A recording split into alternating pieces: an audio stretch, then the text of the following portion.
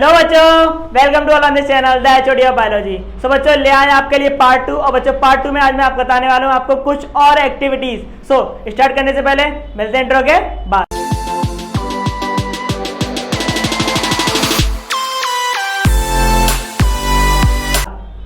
सो बच्चों last lecture में हम लोगों ने क्या पढ़ लिया था? हम लोगों ने पढ़ लिया था बर्निंग ऑफ मैग्नीशियम रिबन, जिसको मैंने बहुत अच्छे तरीके से स्टोरी फॉर्मेट में प्यारे प्यारे बच्चों को बताया था। हल्का सा रिकॉल करा दे रहा हूँ आप लोगों को कि हमने सबसे पहले क्या बताया था कि हमने सबसे पहले मैग्नीशियम की रिबन ली थी। मैग्नीशियम की रिबन को हमने जैसे हमने ब्रेक किया था वो आपकी CO2 के साथ में रिएक्ट करके मैग्नीशियम कार्बोनेट बन गई थी। फिर हमने उसको सैंड पेपर की मदद से क्या किया था, रफ किया था, और हमारा कार्बोनेट क्या हो गया था, ब्रेक अलग हो गया था। उसके बाद हमारे पास नॉर्मल मैग्नीशियम बचा था। मैग्नीशियम को हमने जब आपके बर्नर के ऊपर रख के बर्न किया तो मैग्नीशियम हमारे O2 के साथ में रिएक्ट करके देन फॉर्म मैग्नीशियम ऑक्साइड बन गया था कंपाउंड।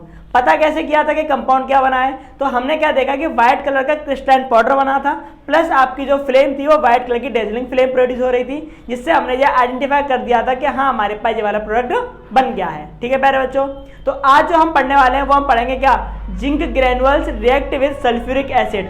यानी कि मैं क्या करने वाला हूँ मेरे प्यारे बच्चों, जिंक ग्रेनुअल्स की रिएक्शन करने वाला हूँ सल्फ्यूरिक एसिड के साथ में। ठीक है, सॉरी फॉर द डिस्टर्बेंस। देखो अगर आप देखोगे हमारे पास पहला है reacting with zinc granules with dilute sulphuric acid. तो मेरे प्यारे बच्चों देखो मैं क्या करने वाला हूँ, जैसे कि आपके पास एक कॉनिकल फ्लास्क है। क्या आपके पास है?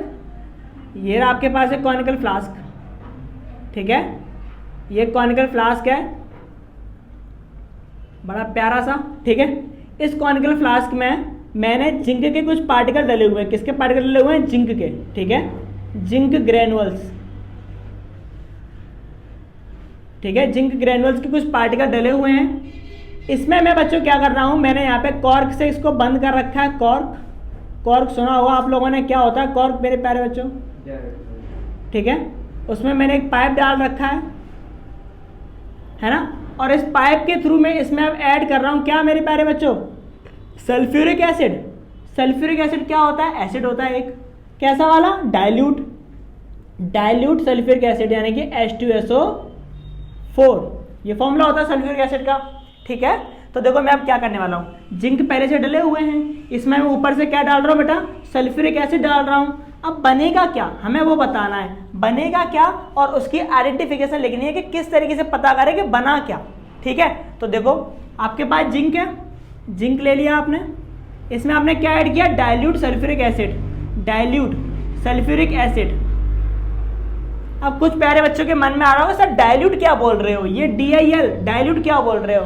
बच्चों आप जब केमिस्ट्री लैब में जाओगे कभी भी, ओ गिर गया, मार्कर गिर गया मेरा, सुनो देखो आप जैसे जाओगे केमिस्ट्री लैब में, ठीक है, तो आपको क्या दिखेगा कि DIL डाइल्यूट लिखा होता है, किसी किसी पे लिखा होता है कंसंट्रेट, यानी कि CONC ये लिखा होता है कंसंट्रेट। ठीक है, आपके उस फॉर्मूले, आपके जो बोतल रखी हुई होगी कांच की एक रखी हुई होगी आपकी केमिस्ट्री लैब में, उस पर आपके फॉर्मूला तो लिखा ही होगा H2SO4 प्लस लिखा होगा DIL या फिर CONC, कंसंट्रेट या डाइल्यूट। बच्चों डाइल्यूट आपको वैसे मैं आगे बताऊंगा चैप्टर्स में कि क्या होते हैं, दोनों ही एसिड होते हैं। डाइल्यूट वो वाले एसिड होते हैं जिनमें पानी की अमाउंट ज़्यादा होती है, कम एसिडिक होते हैं। कंसंट्रेट वो होते हैं जो ज़्यादा एसिडिक होते हैं, इनमें पानी की अमाउंट क्या होती है, कम, एसिड ज़्यादा होता है। ठीक है, तो डाइल्यूट वाला एसिड लिया है हमने जो क्या आपका हल्का सा माइन्यूट है, ठीक है, जिसमें पानी की अमाउंट ज़्यादा है। ठीक है, तो मैंने डाइल्यूट एसिड ले लिया, सल्फ्यूरिक एसिड। अब आप मेरे प्यारे बच्चों ध्यान से देखो, अब हम कहेंगे यार बनेगा कैसे या बनाएं कैसे इस चीज़ को। ठीक है, क्योंकि मोस्टली बच्चों के मन में सवाल आता है सर आपको तो आता है, आप तो 2 मिनट में कर देते हो, हमारा क्या, हम कैसे करें कि क्या बनेगा क्या नहीं बनेगा। ठीक है, तो एक फॉर्मूला आप बहुत अच्छे से अपनाओ इस चीज़ में करने के लिए, बेसिक बता रहा हूँ मैं आपको। एक चीज़ हमेशा अपनाओ कि हमेशा यहाँ पे जो आपका एक सिंगल जो मेटल लिखा होता है वो आपका एलिमेंट मेटल होता है, जिसमें चार्ज कैसा आता है, पॉजिटिव। ठीक है, ऐसे ही आपका अगर कोई कंपाउंड लिखा हुआ है तो पहला वाला हमेशा मेटल होता है, इसलिए उसमें चार्ज कैसा आता है, पॉजिटिव। सेकंड वाला हमेशा नॉन मेटल होता है, चार्ज कैसा आता है, नेगेटिव। अब हमें ये बात बहुत अच्छे से पता है कि पॉजिटिव चार्ज किसके पास जाएगा, नेगेटिव के पास। तो जिंक किससे अटैच होगा, सल्फेट से, SO4 से। ठीक है, और ये हाइड्रोजन क्या जाएगी, अलग। तो जिंक किससे अटैच हुआ, सल्फेट से, क्या बन गया, जिंक सल्फेट, और क्या बच गई, हाइड्रोजन गैस, हाइड्रोजन गैस अलग निकल गई मेरी गैस। ठीक है, हाइड्रोजन गैस क्या निकल गया ना, ऊपर वेपराइज हो गई। क्या बात समझ में आ गई इतनी सी? तो मेरे पास प्रोडक्ट क्या बना, जिंक सल्फेट, क्या बना, जिंक सल्फेट। तो आपको रिएक्शन याद नहीं करनी है, रट्टा नहीं मारना है, ठीक है, आपको रट्टाफिकेशन नहीं मारना है, आपको रिएक्शन करना आना चाहिए, ठीक है। तो देखो मैंने कैसे करी है, जिंक को मैंने रिएक्ट किया सल्फ्यूरिक एसिड के साथ में, तो मेरा जिंक सल्फ्यूरिक एसिड का रिएक्ट करके क्या बन गया, जिंक सल्फेट, और हाइड्रोजन गैस अलग निकल गई। कुछ अलग निकाला गैस में नहीं। अब बच्चों को मन में कंफ्यूज आता है कि सर आपने सल्फेट के साथ ही रिएक्ट किया है। बेटा सेकंड वाला नॉन मेटल फॉर्म में आता है, आपका नेगेटिव चार्ज है, opposite charge they are attract to each other, है ना, तो आपका कहाँ अट्रैक्ट होगा, वो नेगेटिव पे अट्रैक्ट होगा, ठीक है, और जिंक सल्फेट बन जाएगा और हाइड्रोजन गैस कर जाएगी, निकल जाएगी। देखो मैंने ये लिखा हुआ बच्चों, प्रोडक्ट क्या बने हमारे पास, जिंक सल्फेट बना, ये रहा, और क्या बना, हाइड्रोजन गैस, ये रहा, बन गए दोनों प्रोडक्ट। आइडेंटिफिकेशन के लिए क्या क्या लिखें कि रिएक्शन हुई कि नहीं हुई, तो आइडेंटिफिकेशन देखो क्या क्या हो गई आपकी, बीकर बिकम हॉट, जो बीकर है आपका कॉनिकल फ्लास्क जो है मेरा बीकर, ये कैसा हो गया है, गरम, क्या हो गया है, गरम, प्लस क्या प्रोड्यूस हो रही है यहाँ से, हाइड्रोजन गैस, तो क्या प्रोड्यूस हो रही है, हाइड्रोजन गैस इज प्रोड्यूस। पता कैसे करें कि हाइड्रोजन गैस निकल रही है, पता करने के लिए क्या है, विच मेक्स, हमें क्या करना चाहिए, मैच स्टिक, एक माचिस की तीली जला के जैसे आप उसके ऊपर रखोगे तो माचिस की तीली का जो कलर है आग का, वो कैसे कलर का प्रोड्यूस होगा, पेल ब्लू फ्लेम, हल्की सी ब्लू कलर की फ्लेम प्रोड्यूस होगी। प्लस जब माचिस की तीली को जला के इसके ऊपर रखोगे तो वो एक पप पप करके आगे रिलीज साउंड प्रोड्यूस करेगी, पॉपिंग साउंड बोलते हैं इसको, कौन साउंड बोलेंगे, popping sound, puff puff puff, इस तरीके से करके, ठीक है। तो समझ में आ गया, तो ये हमने क्या लिख दी इसकी आइडेंटिफिकेशन, है ना। तो इस तरीके से आपको प्रोडक्ट लिखना है, प्लस आपको आइडेंटिफिकेशन देनी है कि किस तरीके से आपके आइडेंटिफिकेशन में क्या क्या चीज़ें इन्वॉल्व हैं, ठीक है। इसके बाद अब हमारे पास नेक्स्ट है, एक और हमारे पास reacting with barium iodide with lead chloride. आपको बेरियम आयोडाइड की रिएक्शन करनी है लेड क्लोराइड के साथ में। तो बच्चों मैंने आपको फॉर्मूले बनाने सिखाए थे 9th में, ध्यान है आपको, आपने सीखे होंगे। बेरियम आयोडाइड, बेरियम आयोडाइड आपको क्या करना है, देखो करके दिखा देते हैं। बेरियम आयोडाइड की रिएक्शन करनी है किसके साथ में, लेड क्लोराइड के साथ में, ठीक है।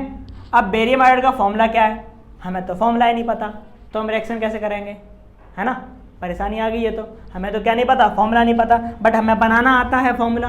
बेरियम का फॉर्मूला क्या होगा, Ba, आयोडाइड को हम लोग किससे इंडिकेट करते हैं, I से, ठीक है। तो barium, hydrogen, helium, lithium, beryllium 2 होती है वैलेंसी, ठीक है। तो इसकी वैलेंसी कितनी होगी, 2, आयोडीन की कितनी होती है, 1, क्रॉस मल्टीप्लाई करोगे तो फॉर्मूला क्या बन जाएगा, BaI2, क्या बन गया, BaI2 प्लस लेड का सिंबल होता है Pb, क्लोराइड का सिंबल क्या होता है Cl, लेड की बैलेंसी 2, Cl की कितनी होती है 1, क्रॉस मल्टीप्लाई करोगे तो फॉर्मूला क्या बन जाएगा PbCl2, ठीक है। दोनों फॉर्मूले बन गए, बस इनको लिख दो यहाँ पे। एक तो फॉर्मूला क्या बना BaI2 और दूसरा फॉर्मूला क्या बना PbCl2। अब देखो, अब रिएक्शन में प्लस लगाओ। अब आप कहोगे सर रिएक्शन कैसे करें, पहला वाला प्लस, मैंने बोला था पहले पे मेटल पॉजिटिव चार्ज, दूसरा माइनस, पहले पे प्लस दूसरे पे माइनस, प्लस वाला माइनस से और प्लस वाला माइनस से, तो BaCl2 क्या बना BaCl2 प्लस, प्लस वाला पहले लिखा जाता है PbI2, तो क्या बन गया PbI2।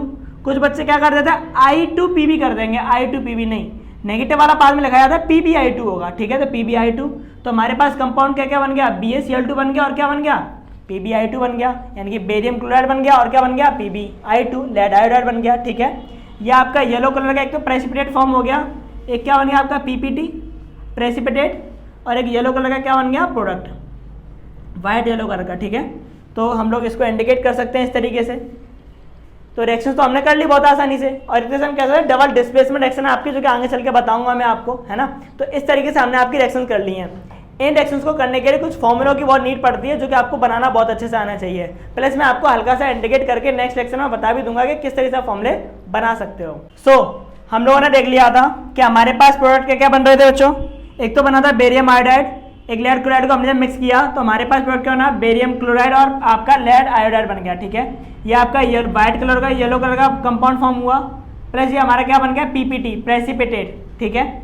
अब मेरे प्यारे बच्चों के मन में सवाल होगा सर प्रेसिपिटेट क्या होते हैं। बेटा प्रेसिपिटेट वो होते हैं जो कि आपके कभी भी घुलते नहीं हैं, किसी भी सॉल्यूशन में जो अपनी एक अलग छाप छोड़ दें, यानी कि अलग से शो हो रहे हो, या फिर जो आपके कभी मेल्ट ना हो, वो आपके क्या होते हैं बच्चों, प्रेसिपिटेट। ठीक है, तो इन्हीं का प्रोडक्ट देखो मैंने यहाँ पे इंडिकेट कर दिया, रफ कर दे रहा हूँ मैं इसको।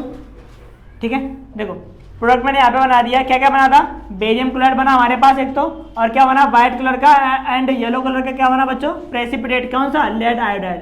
ठीक है, लेड आयोडाइड मतलब PbI2, और क्या बना, बेरियम क्लोराइड BaCl2। क्लियर इतना हमारी रिएक्शन। ठीक है, अब ये रिएक्शन तो हमने कर ली, यानी कि एक्टिविटी हमारी 2-3 थी। बेसिकली आगे अगर आपकी देखी जाए तो अकॉर्डिंग टू NCERT आपकी बर्निंग ऑफ मैग्नीशियम रमन आपकी सबसे कैसे बहुत ज़्यादा इंपॉर्टेंट आपकी एक्टिविटी है, जो कि आपको बहुत अच्छे से आनी चाहिए। बाकी की 2 एक्टिविटी मैंने आपको और करा दी है, सो हो सकता है आपसे एज एग्जामिनर आपसे पूछ ली जाए। ठीक है, तो आपको आनी चाहिए।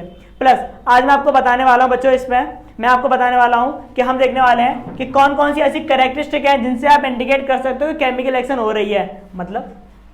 मतलब कि आप पता कर सकते हो कि कौन सी ऐसी रिएक्शंस हैं, अगर कोई भी रिएक्शन हो रही है तो उसमें आपका ऐसा क्या चेंज आ रहा है जिसके से आप कह सको कि यहाँ पर केमिकल रिएक्शन हो रही है या नहीं हो रही है। तो मैं आपको बताने वाला हूँ।